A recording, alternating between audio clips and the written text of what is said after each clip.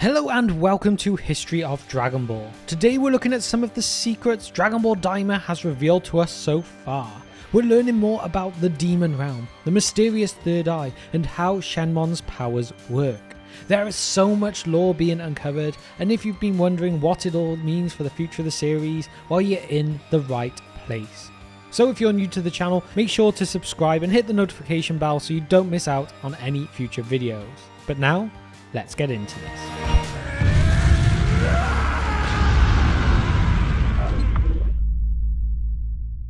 So in episode 2 of Dragon Ball Daima, we see the immediate fallout of Goma's wish to turn Goku, Vegeta and the rest of the gang into children. The physical transformation is still throwing them off, with Goku, Piccolo, Vegeta all struggling to control their new bodies. But this episode was about way more than just relearning how to fight in a smaller body.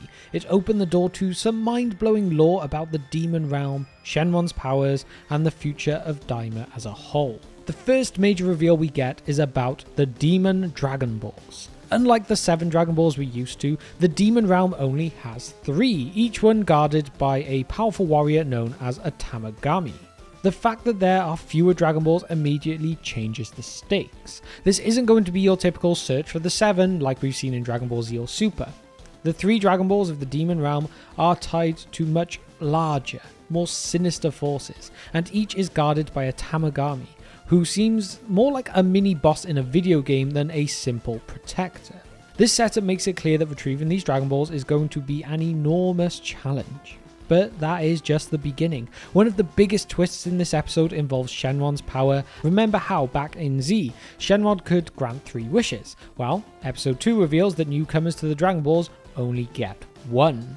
This is a major change to the lore and potentially a retcon on what we've seen before. Shenron tells Goma that first-time users can only make 1 wish, which explains why Chi-Lai could only make a single wish in Dragon Ball Super Broly.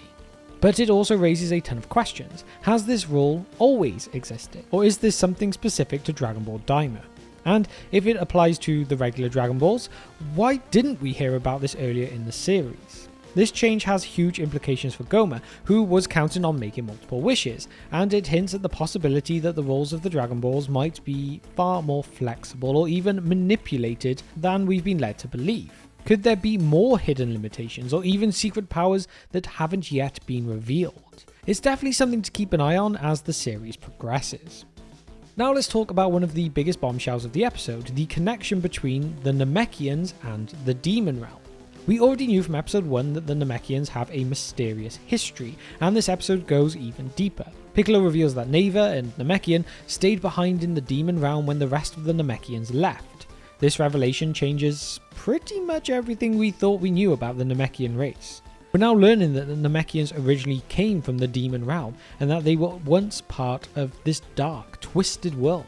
But why did they leave? And more importantly, why did Neva stay behind? There's a lot of speculation that Neva might be the key to understanding the deeper connection between the Demon Realm and Universe 7. Could the Namekians have some sort of ancient cosmic role that we've never been told about? And what does this mean for Piccolo, who's now wrestling with the knowledge that his people's origins are tied to a place of evil and chaos? This new lore could have major consequences for Piccolo's role in the series moving forward.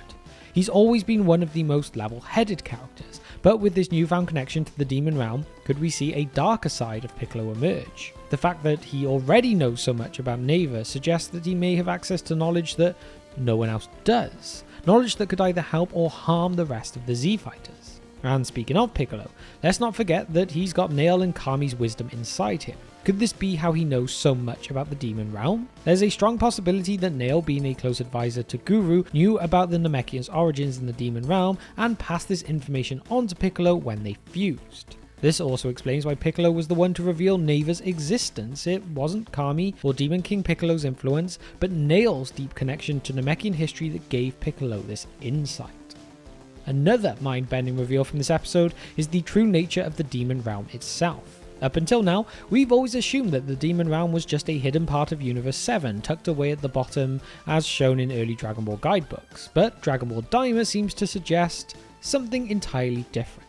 We're introduced to the concept of Warp, a fish-like creature that serves as a gatekeeper between the Demon Realm and the rest of the multiverse. When Goma, Degasu and Neva travel to the mortal realm, they have to pass through this being's portal, which seems to connect to other universes as well. This has led to theories that the demon realm might exist outside of Universe 7 altogether, potentially in its own dimension, much like the world of Void from the Tournament of Power.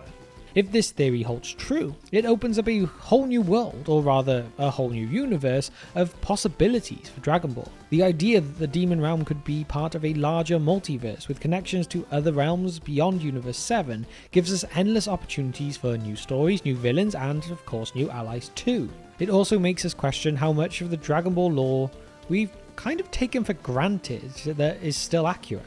Could Toriyama have been using Daima as a way to retcon parts of the multiverse, expanding the story in ways that we had never expected before? But now let's move on to the Tamagami. These mysterious guardians of the Demon Dragon Balls are shaping up to be one of the most formidable foes Goku and his team have ever faced. We don't know much about them yet, but the fact that each one guards a Dragon Ball suggests that they're going to be major antagonists moving forward. And from what we've seen in the intro and early episodes, they're not just mindless goons, they are skilled fighters who even have a moral code, protecting the Dragon Balls not out of malice, but because it is their duty. Then there's the third eye, which Goma desperately wants. We still don't know exactly what this artifact is or what it exactly does either, but it is clear it is something of immense power. Some fans have speculated that it might be connected to an ancient form of magic, or even a weapon capable of controlling the Demon Dragon Balls. It is also worth noting that the third eye could be a nod to Tien's third eye, which was originally explained as a symbol of enlightenment and power in the earlier Dragon Ball lore. Could this new third eye be a dark counterpart, offering a corrupting form of enlightenment? Whatever it is clear that the third eye is going to play a critical role in the story moving forward. It could be the key to unlocking the full power of the Demon Dragon Balls, or maybe it's even the secret to defeating the Tamagami. And now finally we have Glorio, one of the most interesting new characters introduced so far. He is definitely one of mystery. His motives are unclear. He claims to be helping Goku and the gang defeat Goma, but there's something shady about the way he talks about the Demon Realm's politics. He mentions being ordered by the king of the third Demon Realm, but it is heavily implied that Goma isn't this king. This raises then the question, of course, who is the real ruler of the Demon Realm? Could there be another, even more powerful figure pulling the strings from behind the scenes? And where does Glorio's loyalty truly lie? It's possible that Glorio is working with a faction that's trying to overthrow Goma, or perhaps he has his own plans to seize power in the Demon Realm. Either way, his presence adds another layer of complexity to an already chaotic situation. So, what does this all mean? Well, it's becoming clear that Dragon Ball Daima isn't just another Dragon Ball series. It's a deep dive into the lore, history, and the hidden corners of the Dragon Ball universe that we've never explored before. With each episode, we're learning more about the multiverse, the Demon Realm, and the ancient sequence of the Namekians, all of which will have major ramifications for the series going forward. There's still so much we do not know, and that's what makes Daima so exciting. It's a puzzle and each episode gives us another piece. I can't wait to see how Goku, Vegeta and the rest really handle the challenges that are coming their way, especially as they face off against the Tamagami and uncover the true power of the Demon Realm. But here is where I want to hear from you. What do you think about some of these big reveals that have come to us in episode 2? Do you think the Demon Realm is connected to the multiverse, or is it something even more mysterious? And what is your theory on the third eye? Let me know all of what you think about anything I have talked about today down in the comment section below. And with that, thank you for spending just some of your time with me today, and I will see you next time on History of Dragon Ball.